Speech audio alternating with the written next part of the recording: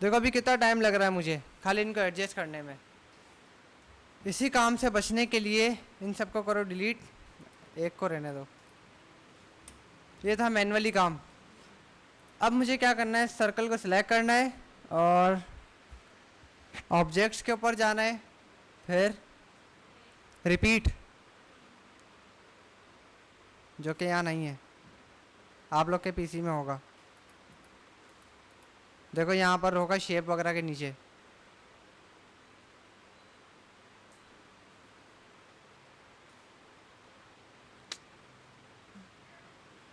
ये पुराना वर्जन है इसलिए इसके अंदर ये ऑप्शन ही नहीं है रिपीट वाला। रिपीट के अंदर जाने के बाद हमें आगे वाला रेडियल एंड एडजस्ट, बस रेडियल वाला ऑप्शन जब सिलेक्ट करेंगे हम तो वो ऑटोमेटिकली एडजस्ट करने का आपको बोल देगा। ये काम फिलहाल हम इस पीसी के अंदर नहीं कर सकते क्योंकि ये पुराना वर्जन है इलिस्ट्रेटर का। अच्छा, थर्ड नंबर पे आता है हमारे पास टेक्स्ट कॉर्नर पेपर फोल्ड।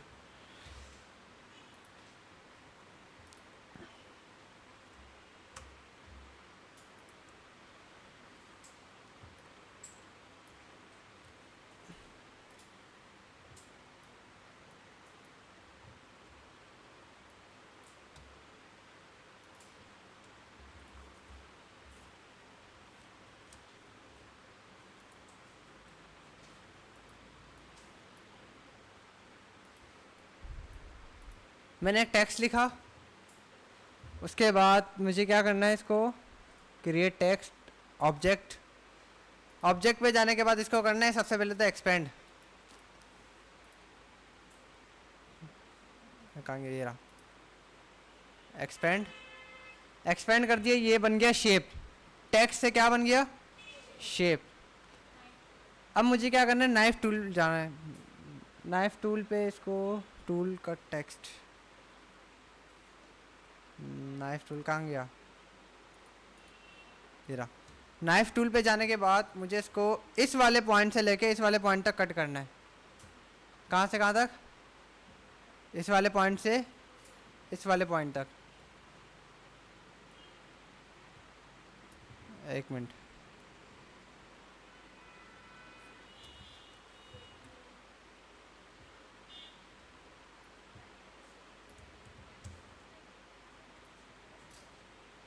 अच्छा ऑल्ट होल्ड करके रखोगे तो ये स्ट्रेट लाइन जाएगी।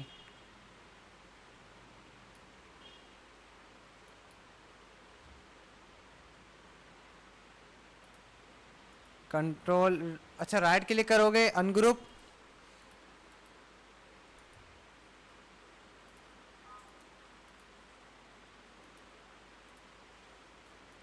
नहीं नाइफ टूल सही लगा नहीं हमारा।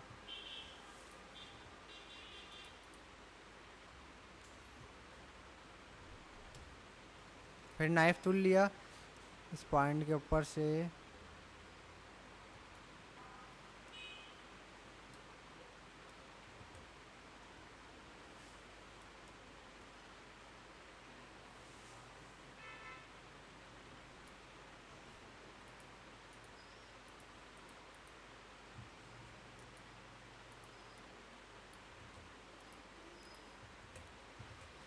देखो, जब तक नाइफ टूल एक एंकर पॉइंट से दूसरे एंकर पॉइंट्स के ऊपर सही से लग नहीं जाता तो ये दोनों अलग अलग होंगे नहीं।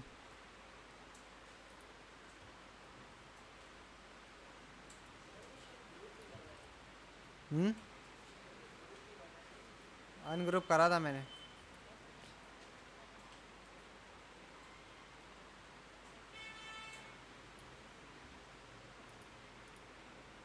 देखो अनग्रुप करा, नहीं नाइफ टूल सही लग नहीं रहा। रुको एक मिनट, यहाँ से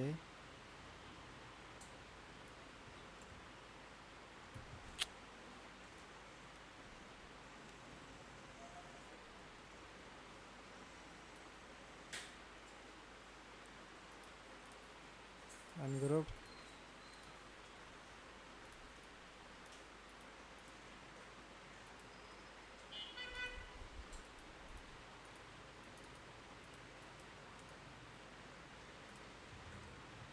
लग जा यार।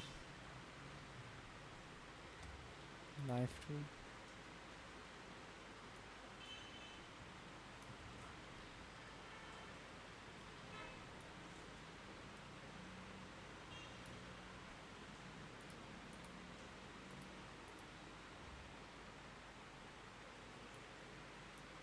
अभी भी ये पूरा ही सिलेक्ट हो रहा है।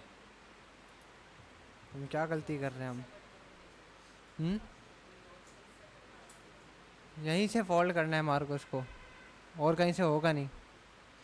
Tool cut text, knife tool.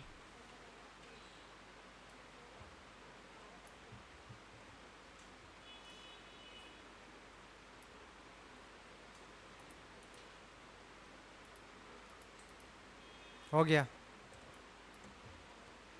देखो ये यहाँ से कट हो गया हमारे पास, अनग्रुप करा।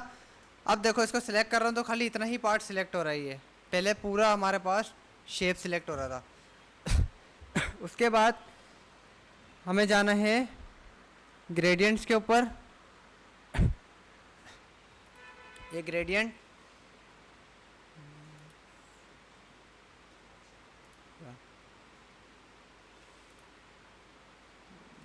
अरे भाई साहब, ग्रेडियंट टूल और रिफ्लेक्ट टूल।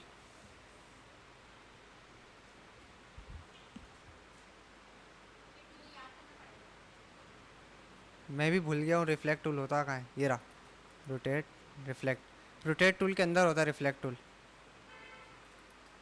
पहले मैं ज़रा ट्राई कर लूँ ये काम सही तरह कर रहा है या नहीं।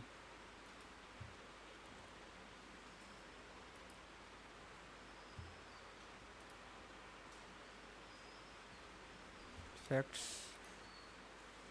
Stylise, drop shadow, preview.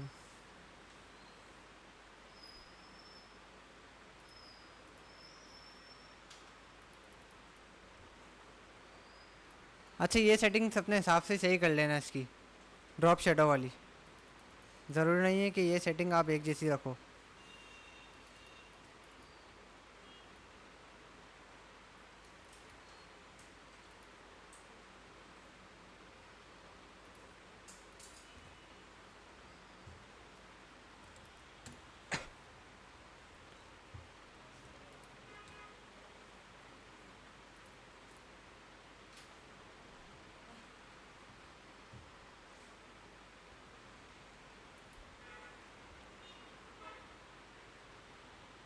और हाँ एक और चीज़, अभी देखो मेरे से इफ़ेक्ट्स लग गया गलत। ड्रॉप शेडो मुझे लगाना था ये अंदर की साइड में, ना कि यहाँ पर। अब मैं क्या करूँगा, एक और, अगर मैं दोबारा इफेक्ट्स में जाऊँगा, स्टाइलाइज में जाऊँगा, ड्रॉप शेडो में जाऊँगा, तो वो दूसरा इफेक्ट अप्लाई हो जाएगा। हमें क्या करना है, अपेरेंस के पैनल पे जाना है। अपेरेंस पे गया, उसी उसी वाले में इफेक्ट्स के अंदर आ जाऊँगा। देखो यहाँ ड्रॉप शेडो नज़र आ रहा है जो हमने अभी लगाया इसमें, ये रहा इफेक्ट। इस पर क्लिक करो, ये वही वाला इफेक्ट हमारे पास ओपन हो जाएगा।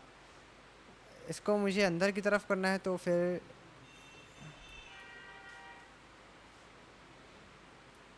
प्रीव्यू ना, ड्रॉप शेडो,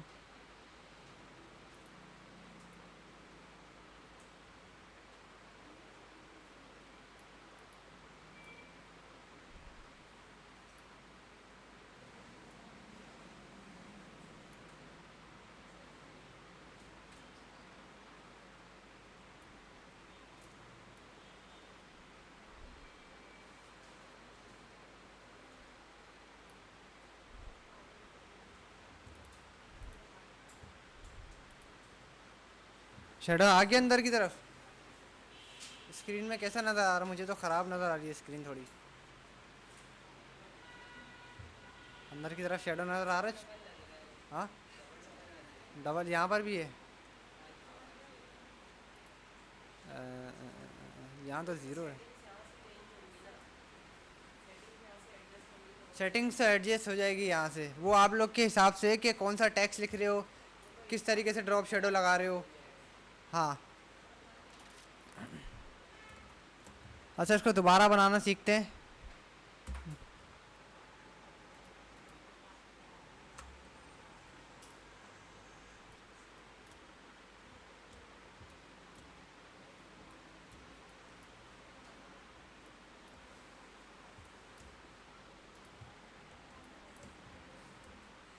ये हमने टेक्स्ट लिखा। अब देखना ध्यान से, टेक्स्ट लिखने के बाद ऑब्जेक्ट एक्सपेंड, ये हो गया शेप पे कन्वर्ट। शेप पे कन्वर्ट करने के बाद हमें कहाँ जाना है, नाइफ टूल पे। ये नाइफ टूल पे आ गए हम लोग। कहाँ कहाँ से कट करना है, यहाँ से और यहाँ से, इन दो कॉर्नर से मुझे इसको कट करना है। थोड़ा सा बाहर से नाइफ टूल चला के देखते हैं, हो सकता है इस बार एक ही बार में हो जाए।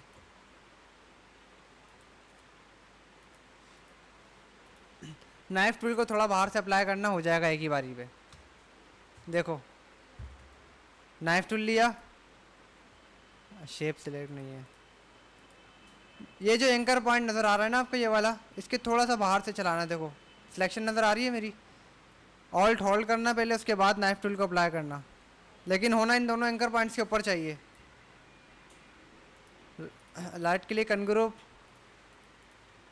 देखो ये अलग हो गया एक ही बारी पे। उसके बाद ग्रेडियंट टूल पे जाना है,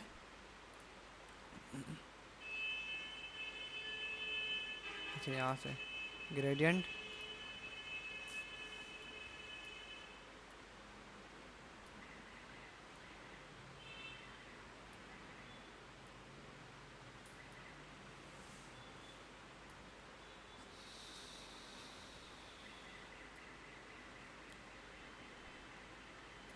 भाई साहब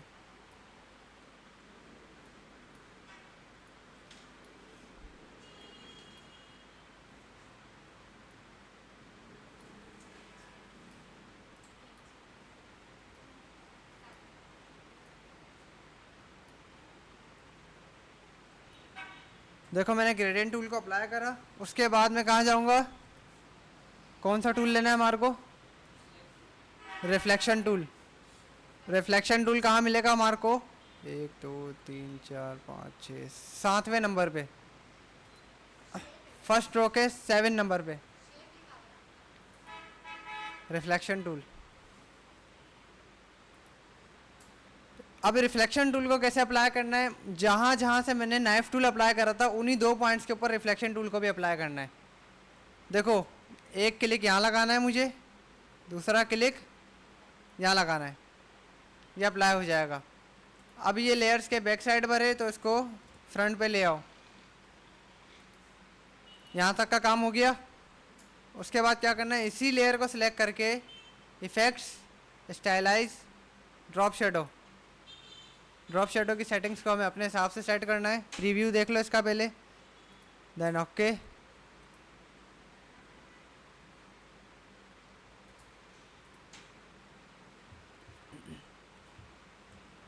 देखो इस तरीके से ये इफेक्ट बनेगा आपका। समझ आया यहाँ तक?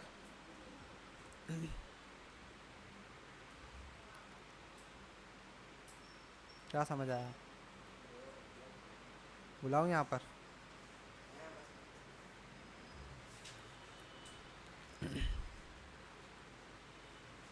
किस किस को समझ नहीं आया? आ गया सबको?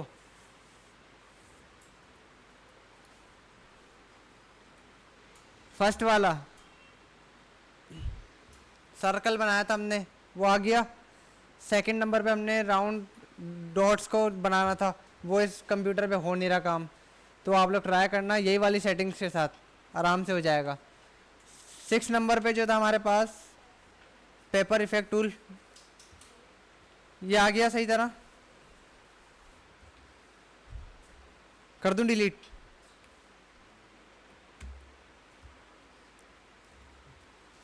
कितने टूल हो गए?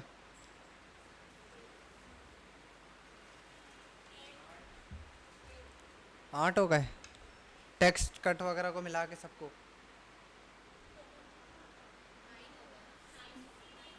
9 हो गए।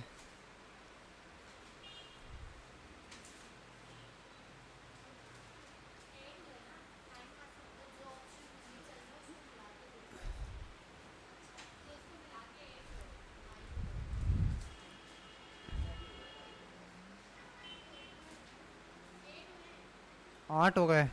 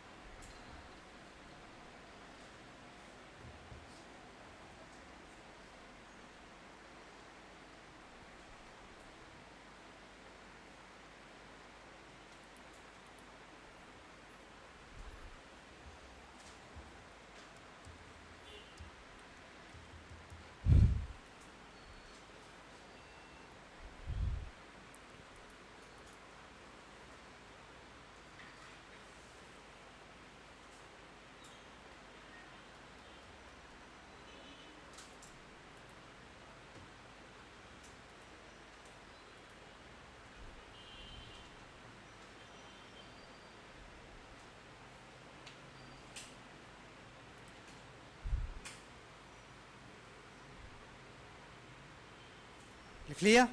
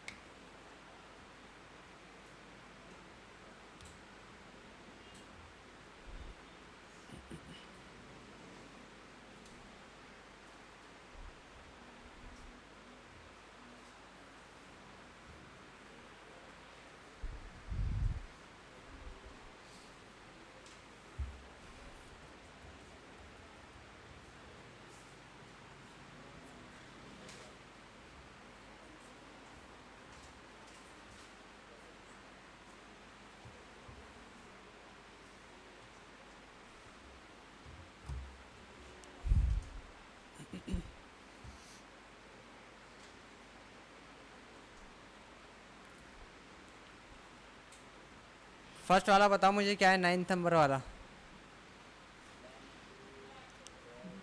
Belen tool, create circle,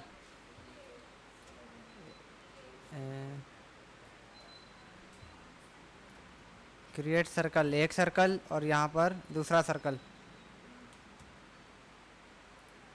2 circles मैंने बनाए। उसके बाद कर तो दिया डुप्लीकेट, दोनों सर्कल्स को सिलेक्ट करना है।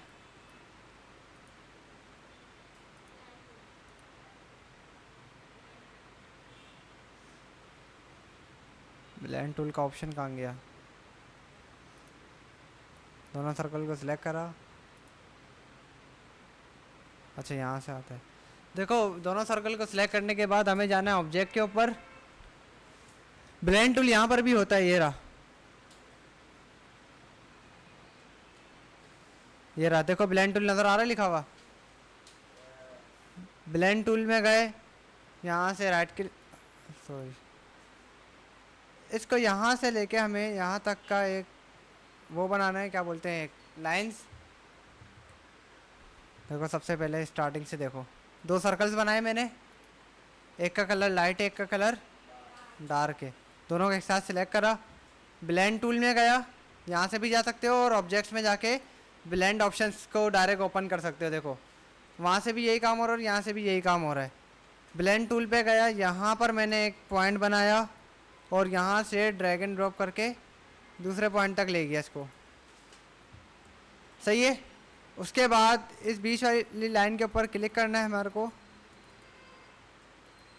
अच्छा, इसके ऑप्शन ऑन करने के लिए मुझे वहीं जाना पड़ेगा। यहाँ से पहले अप्लाई करा मैंने टूल को, उसके बाद ऑब्जेक्ट में जाना है, ब्लेंड और ब्लेंड ऑप्शंस।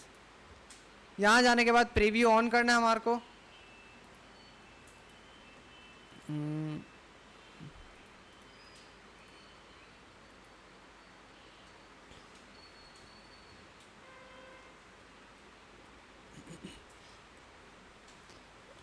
यहाँ पर सबसे पहले आपके पास लिखा हुआ आएगा स्मूथ कलर, मतलब कि ग्रेडियंट, जो कि लेयर वाइज काम नहीं करेगा, वो सिंपल एक लेयर से दूसरी लेयर तक डायरेक्ट काम करेगा।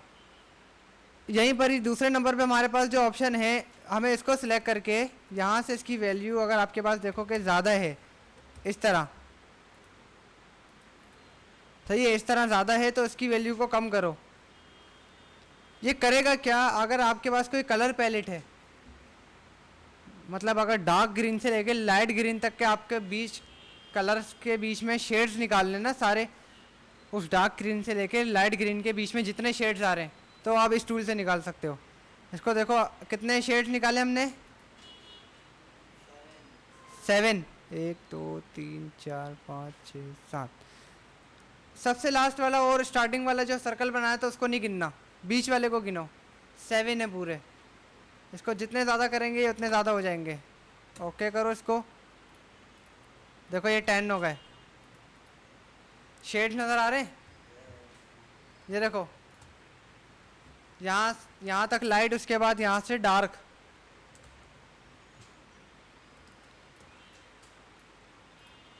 उसके बाद का क्या काम है हमारे पास, ब्रश टूल लेना है हमारे को। ब्रश टूल ले लिया, कोई भी शेप ड्रॉ कर लेते हम।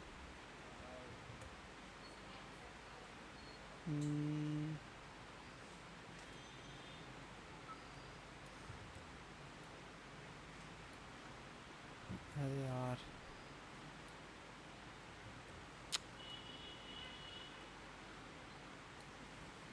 चलो फिलहाल के लिए ये भी सही है। अच्छा, इसके स्ट्रोक को थोड़ा सा बढ़ा लो या ख़त्म ही कर दो तो बेहतर है। हमने एक ब्रश टूल से कोई भी रैंडम शेप ड्रॉ करना है, ठीक है। उसके बाद select circle and draw object. हाँ, select circle and draw object. Circles को सिलेक्ट करा,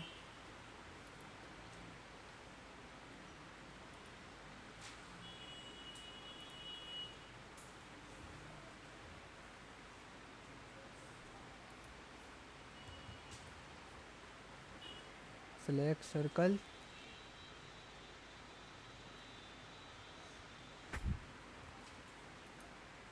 एक मिनट रुको।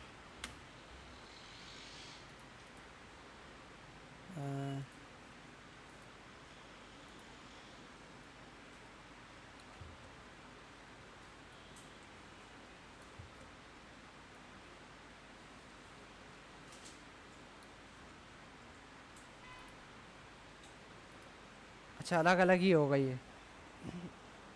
उसके बाद जो है हमें जाना है ऑब्जेक्ट ब्लेंड रिप्लेस स्पेन के ऊपर। ऑब्जेक्ट ब्लेंड, ये ऑप्शन बंद है क्योंकि दोनों को सिलेक्ट करना शायद एक साथ।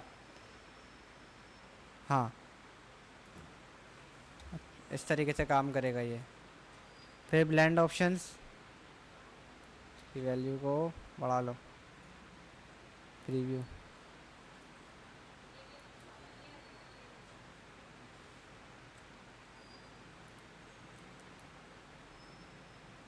स्मूथ टूल,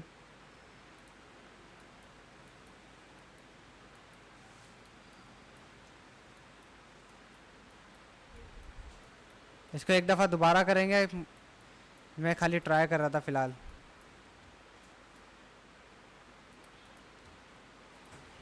सही है, समझ गया। देखो हमें सर्कल्स बनाने दो, लाइट कलर का, और एक बनाना है डार्क कलर का।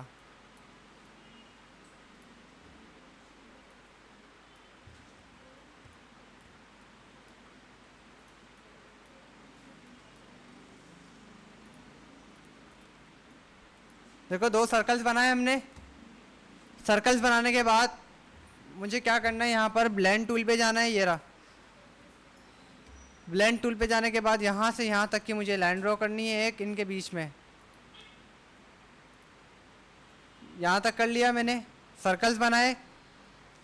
उस एक सर्कल को डुप्लीकेट करके मैंने डार्क शेड दिया। उसके बाद मैं गया ब्लेंड टूल के, दोनों सर्कल को सिलेक्ट करने के बाद ब्लेंड टूल पे जाना है हमारे को। ब्लेंड टूल पे जाने के बाद यहाँ से मैंने यहाँ तक की एक लाइन ड्रॉ करी। लाइन ड्रॉ करने के बाद क्या करना है मुझे, object blend, blend options, second number वाला ऑप्शन सिलेक्ट करना है। प्रीव्यू देख लेना आप लोग को जितना चाहिए। यहाँ से इसकी वैल्यू को इतना कर दो कि आपके पास कलर शेड्स आ जाए बन के। कलर शेड आ गए। उसके बाद कोई भी एक रैंडम शेप अपने हिसाब से डिज़ाइन कर लो यहाँ पर। सही है।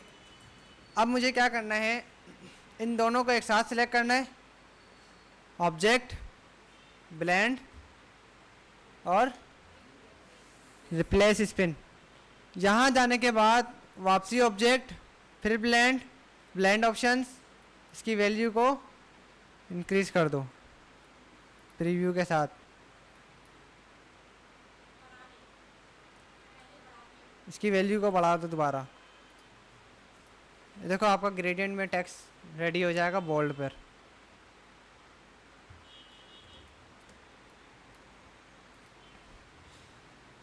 यह वाला ऑप्शन समझ आया? किस किस को नहीं आया? सबको आ गया? कर दूं डिलीट? सेकंड नंबर पे कौन सा ऑप्शन है हमारे पास? Text outline.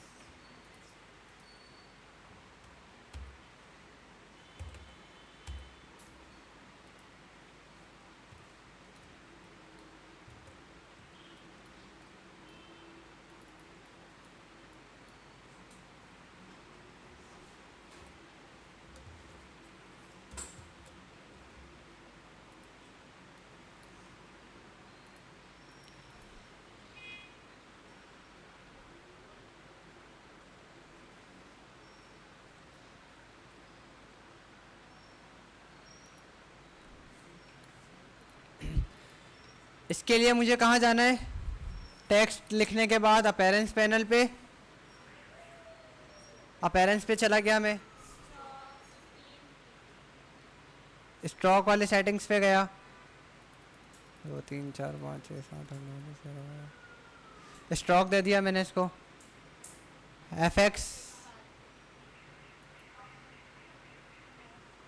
ऑफसेट पाथ कितना %? 30।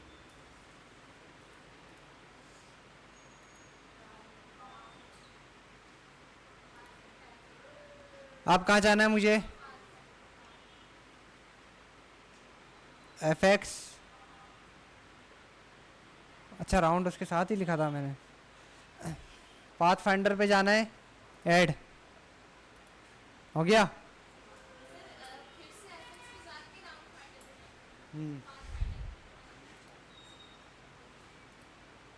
अरे आउटलाइन की कलर चेंज हो गई। टेक्स्ट का कलर चेंज करने के लिए मुझे लेयर सेलेक्ट करनी पड़ेगी।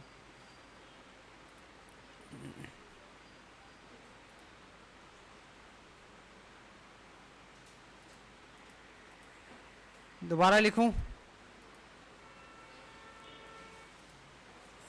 समझ गए? सबको आ गया समझ? लास्ट पे 11 नंबर पे, इसका भी श्योर नहीं हूँ कि ये वाले पीसी में काम करे या ना करे। ये ऑप्शन पुराना वर्जन है इसलिए परेशानी होती है। क्रिएट सर्कल, दोबारा सर्कल बना लो स्ट्रोक हटा के। अब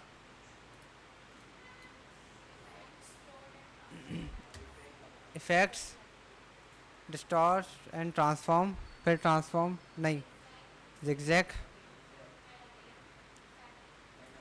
अच्छा इसको नहीं छेड़ना हमारे को फ़िलहाल। फिर इफेक्ट्स, फिर आ गया।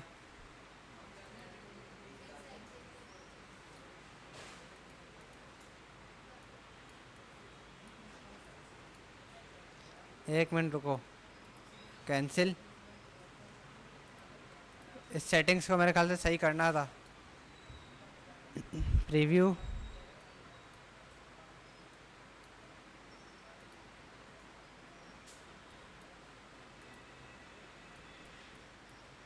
काम क्यों नहीं कर रहा? Effect, distort and transform, plug and bot, preview. ये ऑप्शन काम क्यों नहीं कर रहा?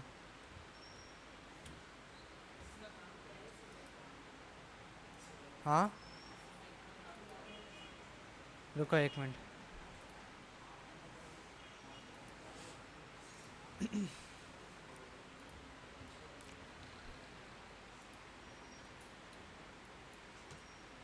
Effects, distort and transform, exact. अच्छा अब होगा। वो मेरे ख्याल से पहले टैक्स वाली लेयर के अंदर ही बन गई थी वो लेयर।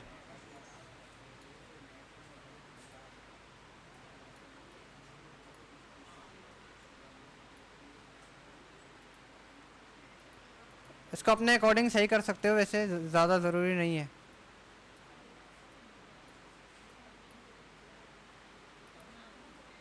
भाई ये वो शेप्स हैं जो आप लोग पीएनजी में उठाते हो और फोटोशॉप पे आसानी से बना नहीं सकते। पहला इफेक्ट अप्लाई हो गया। सेकंड इफेक्ट कौन सा है?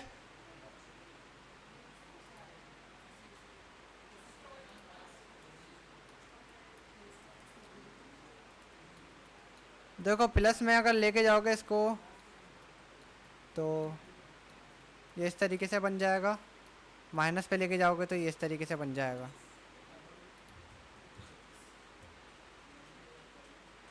डार्क कलर, अच्छा एक मिनट।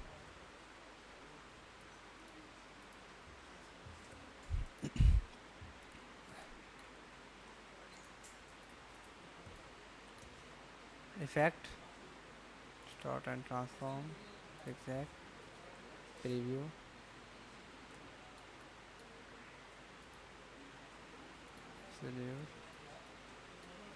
अच्छा ये इस तरीके से शेप जो है अक्सर प्राइस टैग और ऑफर में लगाए जाते हैं फोटोशॉप के पोस्टर के ऊपर। पर कितने परसेंट ऑफ है, कितने परसेंट नहीं है, उस चीज़ में इसको लगाया जाता है। देखा है किसी ने? हाँ, नहीं देखा किसी ने भी। और ऐसे शेप्स आप लोग पीएनजी में उठाते हो तो इसमें से इलिस्ट्रेटर में वो इस तरीके से बन जाते हैं सिंपल तरीके से। पकड़ एंड वॉट, प्रीव्यू। देखो जिस तरीके से आपको एडजस्ट करना हो उसको। दो इफेक्ट्स काम आएंगे यहाँ पर, एक पकड़ एंड ब्लॉट वाला और दूसरा जिगजैग वाला। जैसा बनाना चाहो इस इफेक्ट्स को बना सकते हो आप लोग।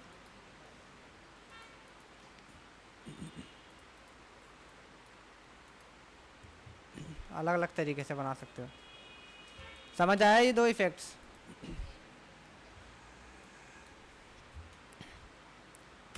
तो जितने काम की चीज़ें थी हमारे पास एडवांस लेवल वाली इलिस्ट्रेटर की, वो यहाँ पर होती हैं ख़त्म। बात रही टूल की, तो हमने कितने टूल पढ़े इसके अंदर? डायरेक्ट सिलेक्शन टूल और कर्वेचर टूल। कर्वेचर टूल किस किस को आ गया? कर्वेचर टूल किस किस को आ गया? मैं भी कर्वेचर टूल का दोबारा इस्तेमाल बताता हूँ कैसे होगा। टेक्स्ट टूल तो सबको पता है क्या काम होगा। लाइन टूल को भी सबको पता है क्या काम होगा। Shape tool, brush tool. इसमें ब्रश टूल वैसे काम नहीं करता जैसे फोटोशॉप पे करता है शेड बनाने के लिए। इस पर ब्रश टूल अलग ही तरीके से काम करता है। देखो कितना हार्ड है, क्योंकि ये वेक्टर बेस्ड काम करता है इलिस्ट्रेटर। थर्ड नंबर पे हमारे पास आता है पेंसिल टूल। वो भी ब्रश टूल की तरह ही सिंपल काम करेगा। देखो पेंसिल टूल भी ऐसे ही काम करता है। उसके बाद आता है हमारे पास नाइफ टूल। अच्छा पेंसिल टूल का एक और काम बताता हूँ आपको।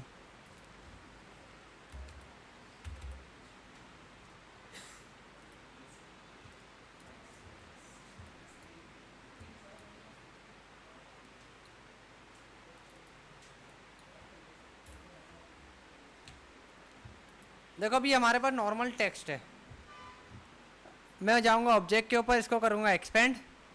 एक्सपेंड करने के बाद मैं जाऊंगा पेंसिल टूल पे। इसको सिलेक्ट करो पहले, पेंसिल टूल। यहाँ देखो अब मेरे पास जो ये एंकर पॉइंट्स है ना, मैं इसको अपने हिसाब से एडजस्ट कर सकता हूँ टेक्स्ट को।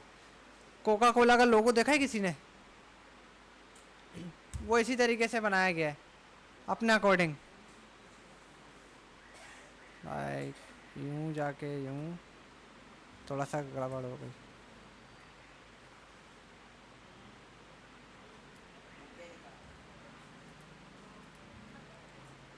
और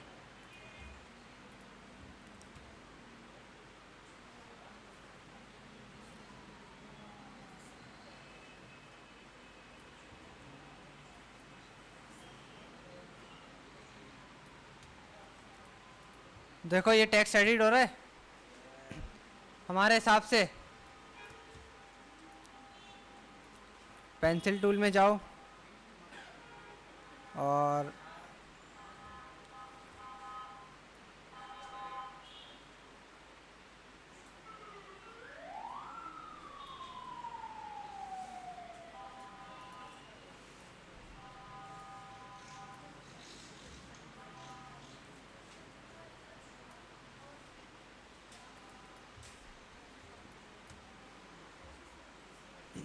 टेक्स्ट एडिट हो रहा है।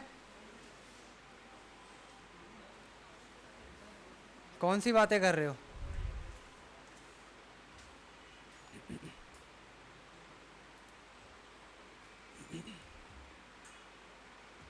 और किसको एडिट करें हम?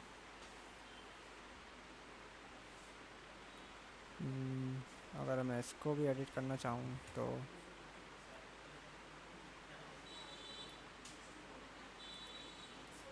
देखो मैं अपने अकॉर्डिंग टेक्स्ट को जैसा बनाना चाहूँ टेक्स्ट को कर सकता हूँ पेंसिल टूल से। टेक्स्ट लिया, एक्सपेंड करा, एक्सपेंड करने के बाद पेंसिल टूल पे गए। पेंसिल टूल लेने के बाद देखो जितने भी एंकर पॉइंट से सब एक्टिव हो जाएंगे। जिस एंकर पॉइंट से जोन सा आपको स्टाइल से टेक्स्ट को एडिट करना है वो कर सकते हो आप लोग। अब ये आप लोग जब कर सकते हो जब आपके पास अपना कोई टेक्स्ट हो स्केचिंग के ऊपर। मतलब पहले स्केचिंग रखी है आपने इसके ऊपर, उसके बाद टेक्स्ट लिखने के बाद उस स्केचिंग के अकॉर्डिंग इस टेक्स्ट को एडिट कर लिया पेंसिल टूल से। पेंसिल टूल सही काम ना करे तो दूसरा टूल हमारे पास कौन सा है? Smooth tool. पेंसिल टूल से पहले बना लो, उसके बाद स्मूथ टूल से इसको स्मूथ कर लेना। पेंसिल टूल के अंदर ही स्मूथ टूल मिलेगा आपको।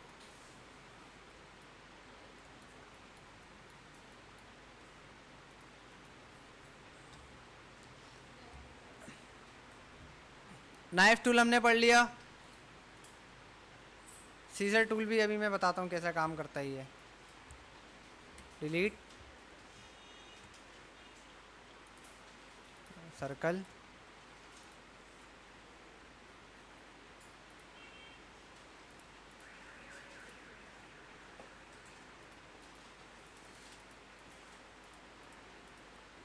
देखो सीजर टूल लिया मैंने। सीजर टूल को लेने के बाद इस एंकर पॉइंट से लेके इस एंकर पॉइंट तक मैंने सिलेक्शन बनाई तो ये हाफ कट हो गया।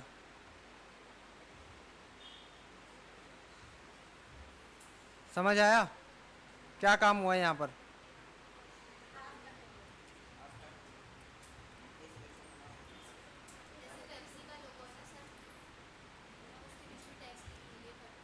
लेकिन वो शेप एडिट हुआ है।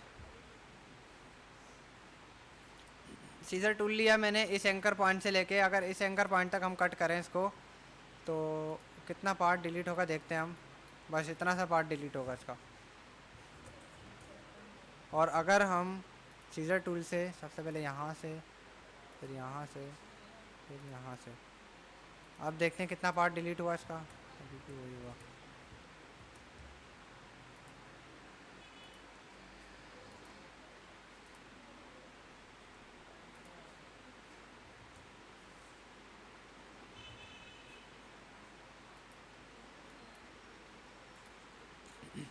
सीजर टूल समझ आया? एक एंकर पॉइंट से दूसरे एंकर पॉइंट तक पहले एक एंकर पॉइंट पे सिलेक्शन बनानी है हमारे को। देखो पहले इस एंकर पॉइंट पे क्लिक करूंगा, फिर दूसरे एंकर पॉइंट पे क्लिक करूंगा तो ये क्या हो जाएगा? कट हो जाएगा। सीजर टूल इतना मुश्किल नहीं है। इरेजर टूल, इरेजर टूल ये करेगा कि इन दोनों को हमारे अकॉर्डिंग चेंज कर देगा। पेप्सी का ऐसा ही होता है।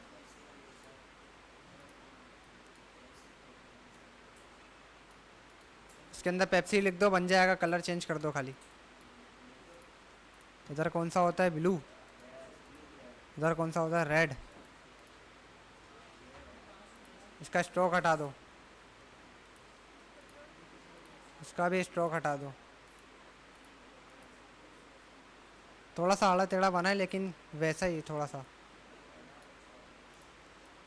इरेजर टूल समझ आया?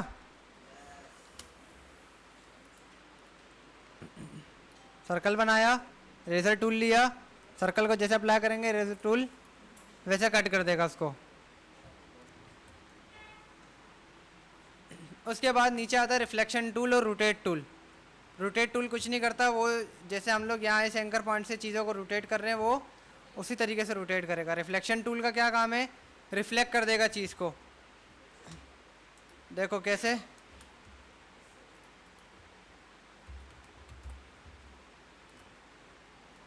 मैंने टेक्स्ट लिखा, टेक्स्ट लिखने के बाद राइट क्लिक करके ट्रांसफॉर्म पे गया, ट्रांसफॉर्म पे करने के बाद रिफ्लेक्ट नज़र आ रहा है, रिफ्लेक्ट कर दिया इसको वर्टिकल पे। प्रीव्यू देख लो इसका, रिफ्लेक्ट हो गया। ये बिल्कुल मिरर की तरह काम करता है। जैसे मिरर पे हमारे को अपोजिट नज़र आता है ना, वैसे ये रिफ्लेक्ट कर देता है उस चीज़ को।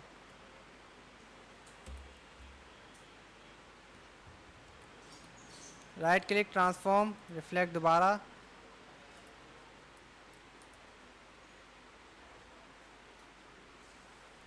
रोटेट करने वाला टूल भी बिल्कुल इसी तरीके से काम करता है। इसमें कितने परसेंट हमारे को चीज़ को रोटेट करना है, स्केल मतलब इसको कितने साइज़ पे रखना है हमारे को, और अरेंज का मतलब होता है बैकवर्ड जाना है फॉरवर्ड जाना है, जो कि आप लोग शॉर्टकट की से कर सकते हो। इस पर शॉर्टकट की क्या है इसकी?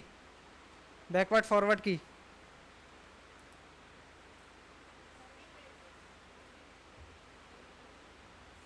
कर्ली ब्रैकेट,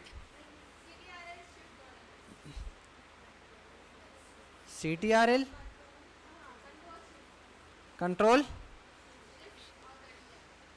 और अगर मुझे किसी एक लेयर, वो तो पूरी लेयर्स को मूव करा देगा ना, एक साथ ही बिल्कुल बैकवर्ड चले जाएगा। एक एक करके मूव कराने तो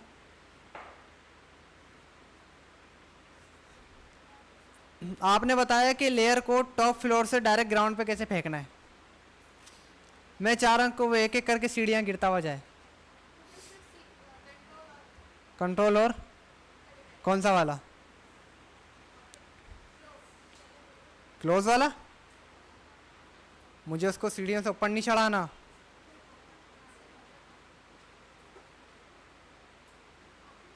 ओपन वाला?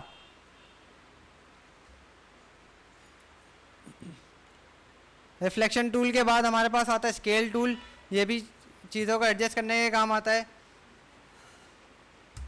उसके बाद शेप बिल्डर टूल जो हमने कल पढ़ा था, इसके अंदर किन टूल्स का आपके पास काम नहीं आएगा मैं बताता हूँ। मैजिक वैन टूल का बहुत कम काम आएगा, बल्कि ये ना काम आने के बराबर है। लासो टूल, ये किस किस को यूज़ करना आता है? सिलेक्शन बनाने के काम आता है। ऐसे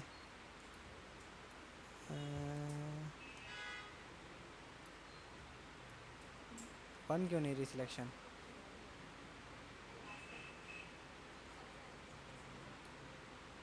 इस पर बन ही नहीं रही। लासो टूल भी ऐसे ही काम करता है इसमें। कर्वेचर टूल,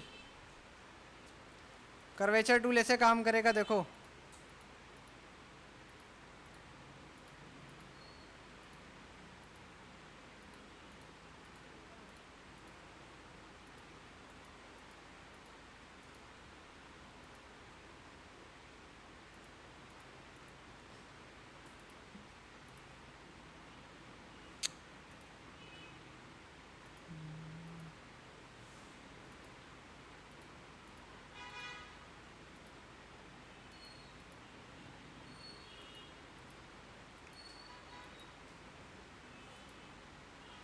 थोड़ा सा गलत हो गया टी के पास से।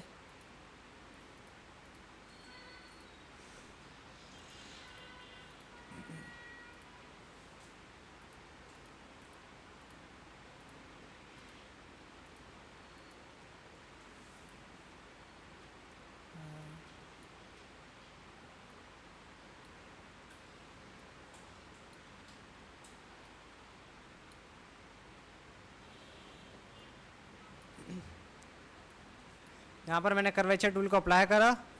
उसके बाद स्ट्रोक ब्लैक, मतलब ये ऐसे ही मैं सिलेक्शंस बनाना बता रहा था कि कर्वेचर टूल से खाली सिलेक्शंस बनती हैं शेप की। कोई भी शेप हो आप इस तरीके से सिलेक्शन बना सकते हो उसकी, लेकिन एंकर पॉइंट्स को एडजस्ट करना आना चाहिए बस। उसके बाद आपका इसमें रेजर टूल का काम आएगा, सीजर टूल का काम आएगा, नाइफ टूल का भी काम आएगा, और स्केल टूल का काम नहीं आएगा आपके पास। रिफ्लेक्ट टूल का बहुत कम काम आएगा, रोटेशन टूल का काम नहीं आएगा। ये कौन सा टूल है हमारे पास, विड टूल, विड टूल का भी काम नहीं है। इसके अंदर जितने टूल हैं इनका काम नहीं आएगा आपके पास। इन दोनों टूल का भी काम नहीं आएगा आपके पास। शेप बिल्डर टूल बहुत काम आएगा आपको, इस टूल का भी काम नहीं आएगा। परस्पेक्टिव वार्प वाला ये फोटोशॉप पे हमने पढ़ा था, लेकिन उस वर्जन में मेरे ख्याल से सपोर्ट नहीं कर रहा था। ये याद है स्टार्टिंग में मैंने वॉल पे टेक्स्ट लिखना सिखाया था, याद है? वॉल पे टेक्स्ट लिखना सिखाया था मैंने।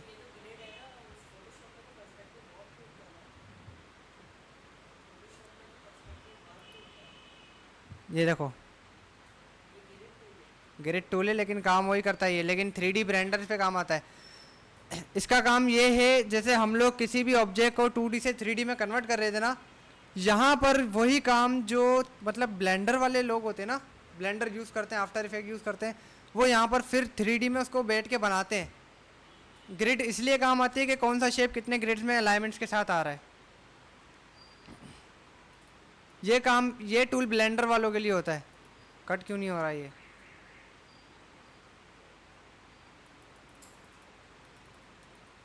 अरे भाई हटेगा कैसे ये अब?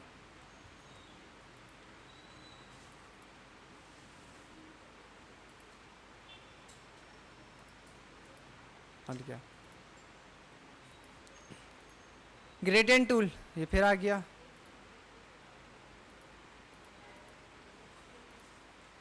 ग्रेडियंट टूल, इसका ग्रेडियंट जो है वो यहाँ से सिलेक्ट करना पड़ेगा हमारे को। जैसे फोटोशॉप के अंदर सेटिंग्स होती थी ग्रेडियंट्स की, उसी तरह से यहाँ पर पहले से ग्रेडियंट सेट होता है ब्लैक एंड वाइट के ऊपर। अच्छा, इसके अंदर मास्किंग का काम नहीं होता। फोटोशॉप के अंदर किसी भी ऑब्जेक्ट को यहाँ से लाइट करने के लिए हम लोग लेयर मास्क बनाते थे। लेयर मास्क बनाने के बाद ग्रेडियंट यूज़ करते थे, तो वो लेयर नीचे की तरफ से लाइट हो जाती थी बिल्कुल। यहाँ पर वो काम नहीं हो सकता। कलर पिकर टूल, कोई भी कलर पिक कर सकते हैं हम यहाँ पर। चार्ट टूल, ये ज़्यादातर उन लोगों के काम आता है जो डेटा एनालाइज कर रहे होते हैं। आर्टबोर्ड टूल, एक आर्टबोर्ड को डुप्लीकेट करना है तो ऑल दबा के आर्टबोर्ड टूल को सिलेक्ट करना, यहाँ से डुप्लीकेट हो जाएगा आर्टबोर्ड टूल।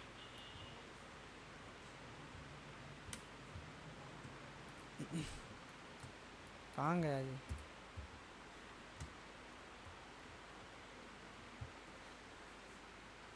यहाँ देखो, यहाँ जो कलर्स की सेटिंग्स हैं, मैं शेप ड्रॉ करता हूँ एक। शेप ड्रॉ करने के बाद मुझे इसको देना है स्ट्रोक। पहले यहाँ से मैं इसको, अच्छा यहाँ देखो, पहले कलर सिलेक्ट है ब्लैक, नीचे 3 ऑप्शन नज़र आ रहे हैं। ग्रेडियंट लगाना है इसके अंदर या इसको फिल को ख़त्म करना है। अगर मैं ग्रेडियंट पे क्लिक करूँगा तो ग्रेडियंट्स की पूरी सेटिंग्स ऑन हो जाएगी हमारे पास। ग्रेडियंट्स पे कौन सा कलर सिलेक्ट करना है हमारे को, इधर रेड और इधर ब्लैक, सही है। अगर ग्रेडियंट लगाना है तो अच्छा, यहाँ पर एक और सेटिंग्स भी है इसकी, ये रहा रेडियल।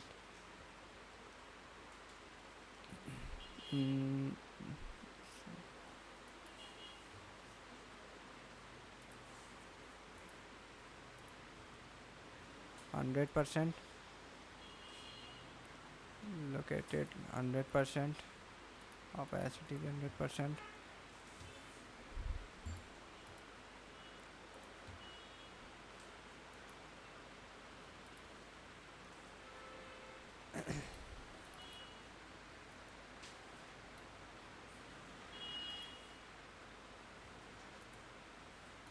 देखो, हम किसी भी पोस्टर के लिए ब्रश टूल का काम तो नहीं कर सकते, और ग्रेडियंट का ज़रूर कर सकते हैं इस तरीके से।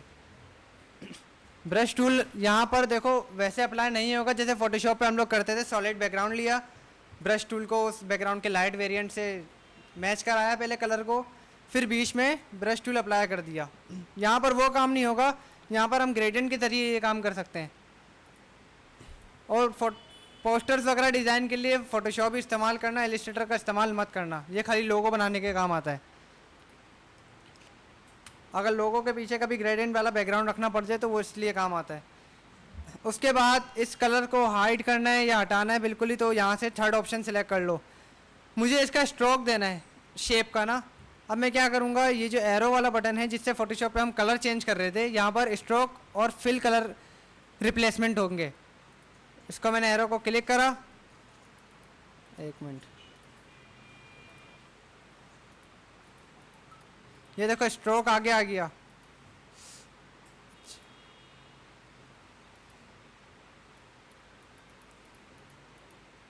अच्छा इस तरीके से आएगा। एरो में क्लिक करके नहीं आ रहा, ये इस तरीके से आएगा। देखो स्ट्रोक के ऊपर क्लिक करना लाजमी है हमारे को। स्ट्रोक फ्रंट पे आ गया हमारे पास। स्ट्रोक को मैं रेड कलर दूंगा, इसकी वैल्यू इंक्रीज करूंगा। फ्रेम से बाहर जा रहा है।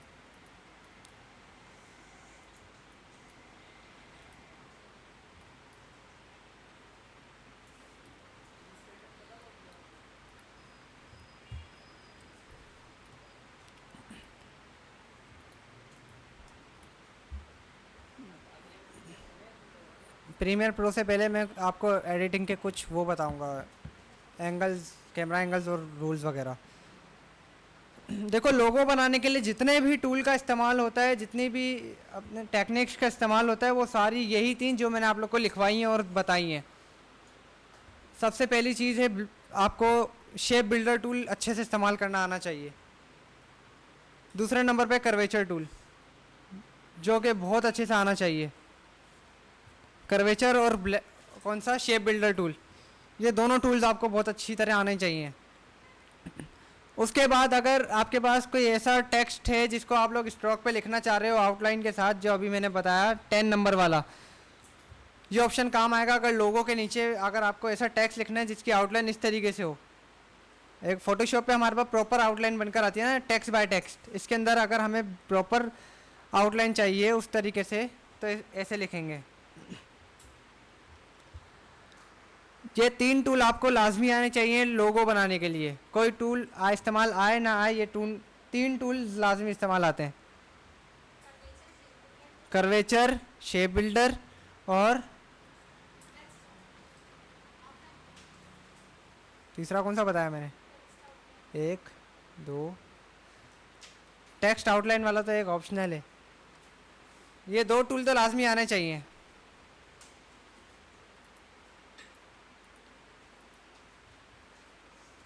बाकी 2025 वाला अभी तक मैंने इलस्ट्रेटर विजिट करा नहीं, उसके अंदर ये ऑप्शंस कैसे हैं, कैसे काम कर रहे हैं, कैसे नहीं कर रहे। एआई, जनरेटिव एआई, लेकिन वो 2025 और 26 के वर्जन में,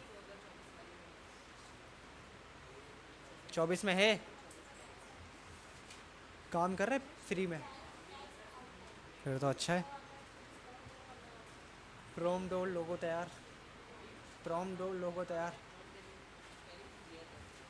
चैट जीपीटी से लिखवा लो प्रॉम्प्ट, चैट जीपीटी से लिखवाओ प्रॉम्प्ट, वो अच्छी तरह लिख के देगा। पहले अपनी पूरी उसको माइंड पे जो भी चल रहा है तुम्हारे, उसको पहले बताओ कि मैं ये चाह रहा हूँ, ये कलर हो, ऐसा लोगो हो, ये इस तरीके से प्रेजेंट हो, मुझे इसके लिए इलस्ट्रेटर के जनरेटिव एआई के अंदर इसको पेस्ट करना है, उसके लिए प्रॉम्प्ट चाहिए मुझे। फिर देखना क्या रिजल्ट। अच्छा, मैंने देखा फोटोशॉप वाले जनरेटिव एआई में पोस्टर्स भी बना देता है पूरे पूरे। रैम बढ़वा लूँ फिर ट्राई करूँगा मैं इसको।